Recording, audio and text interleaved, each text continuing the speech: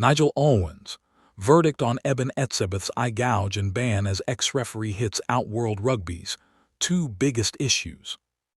Nigel Owens has weighed in on Eben Etzebeth's eye-gouge and subsequent ban, hitting out at the total mess that is World Rugby's disciplinary process.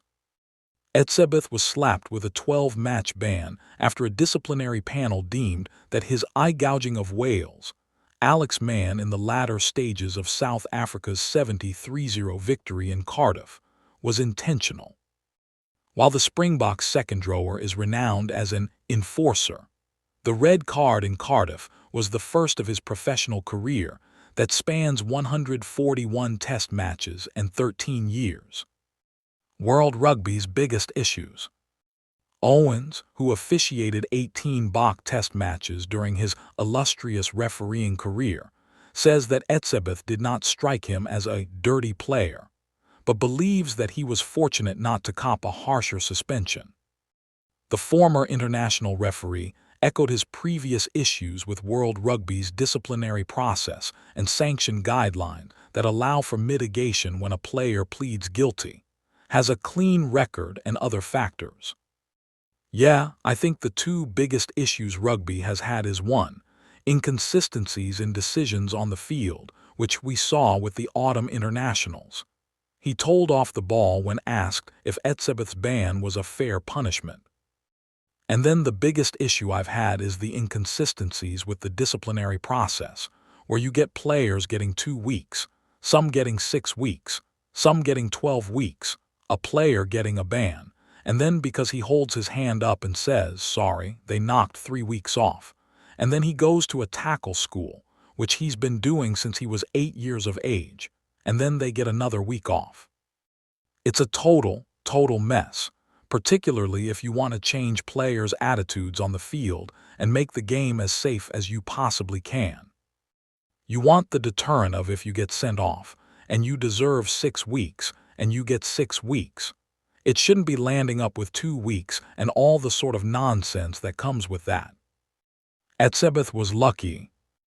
Owens seemingly feels that the suspensions being handed out are lenient, which leads him to conclude that Etzebeth's was harsh, even though it pales in comparison to bans for similar offenses over the past 20 years. A 12-week ban is a pretty hefty ban considering the bans that are being given out, the Welshman added.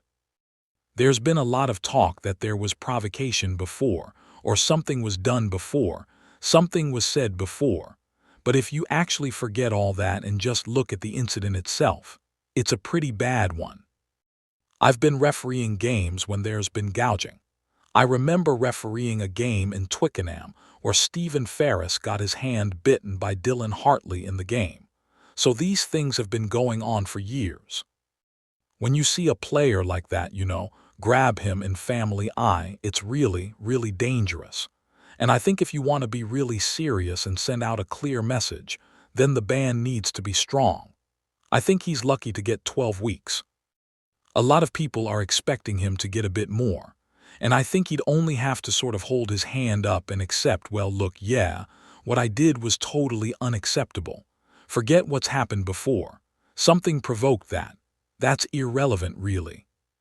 You have to deal with the actual incident itself, and it's a pretty bad one, so yeah, 12 weeks I say would be the minimum that he should be getting, so he's lucky that he hasn't got a maybe double that or a bit more. I've reffed him many times over the years, and I certainly wouldn't say that he's a dirty player. When I refereed him, he didn't come across as being a dirty player, but he has held his hand up, and he's got to deal with what happened. Meanwhile, outgoing Sharks head coach John Plumtree says Etzebeth is devastated by the sanction and revealed that the Bok lock would be put to work at the